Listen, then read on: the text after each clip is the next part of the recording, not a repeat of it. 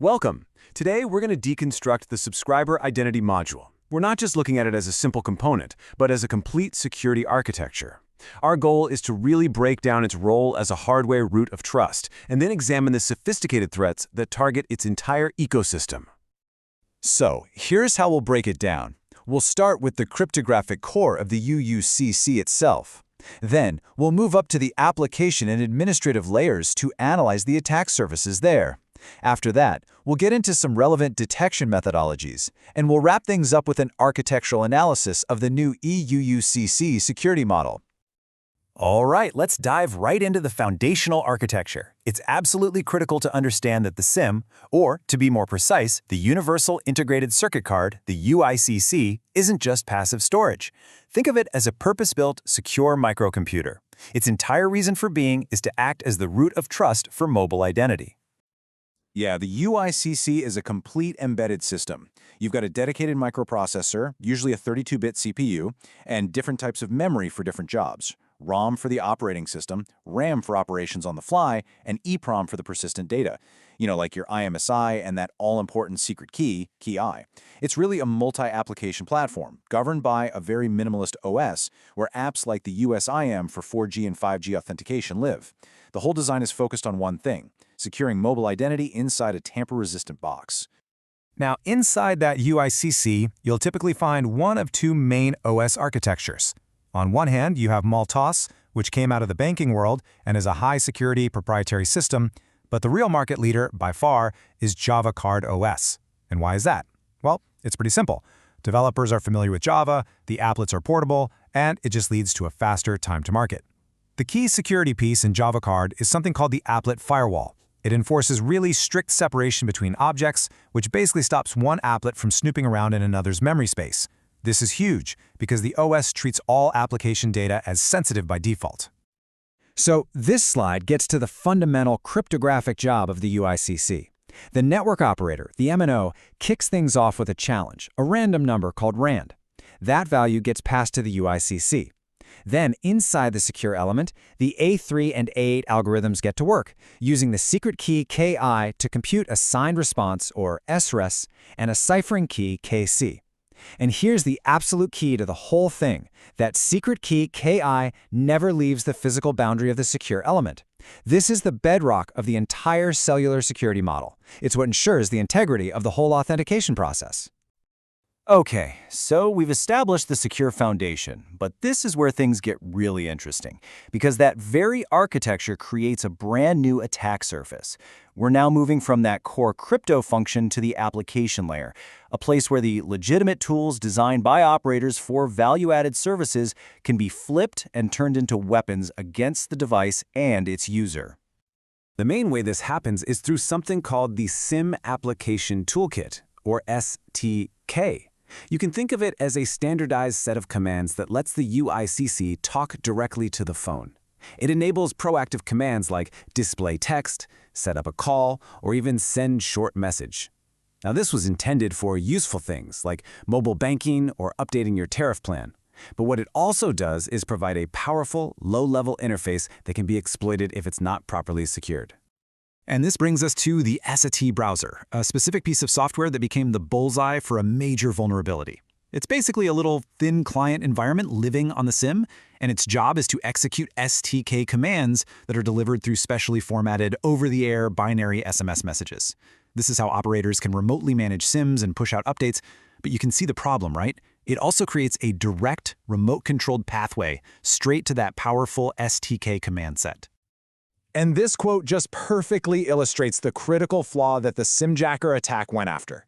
The SRES browser specification, especially for some message types, just failed to enforce a minimum security level. It was built to just accept and run commands from a specially crafted binary SMS. No questions asked, no cryptographic signature, no authentication of the source. An attacker could literally just send a binary SMS packed with raw APDU instructions, and the SRES browser would happily execute them with the full privileges of the SDK. Now, let's walk through how this attack works, because it's remarkably efficient and completely silent. First, that OTA SMS gets sent. It's processed by the baseband OS and passed directly to the SIM, so it never even shows up in the user's inbox. The SAT browser then executes the STK commands, telling the phone to grab its location and IMEI. And then it uses another STK command to force the phone to send all that data back to the attacker in another SMS. For us as security professionals, the critical takeaway here is that even a hardware root of trust is only as secure as the legacy software running on top of it. This attack completely bypassed the phone's OS, which is a stark reminder that the attack surface extends to every single component in the chain, no matter how much we trust it. All right, so we've seen a pretty sophisticated technical hack. But now we're going to shift gears to a totally different class of attack, one that bypasses the UICC's cryptographic fortress altogether. These attacks go after the human and administrative processes around the SIM, and they prove that the security of an ecosystem is often defined by its weakest, non-technical link. And the difference between these two is just night and day. Simjacker, as we saw, is a sophisticated protocol compromise. It targets a software flaw on the UICC. SIM swapping, on the other hand, is an administrative compromise. It targets people and processes. The attacker just uses social engineering to trick a carrier's support staff into porting the victim's phone number to a new SIM that the attacker controls. At that point, all the on-card security in the world is irrelevant because the network's trust has simply been moved to a new, attacker-controlled piece of hardware. This quote really nails why SIM swapping is still such a massive and devastatingly effective problem. The whole point of the attack is to intercept SMS-based one-time passcodes to take over accounts. And even though security experts have been screaming for years about how insecure it is, SMS is still a ubiquitous second factor. Why? Because for businesses, it's cheap and it's easy to deploy. It just persists as this incredibly weak link. For us, this really underscores a critical mission. We have to keep pushing for and implementing stronger, phishing-resistant authentication methods to devalue the stolen credentials that make these attacks so profitable in the first place. So, with these kinds of multifaceted threats out there, just trying to prevent them isn't enough. We have to get really good at detection. Let's dig into some specific network and device-level indicators of compromise that can help us spot potential SIM-based attacks while they're in progress. Here's a really strong signal for detecting fraudulent activity: rapid SIM rotation.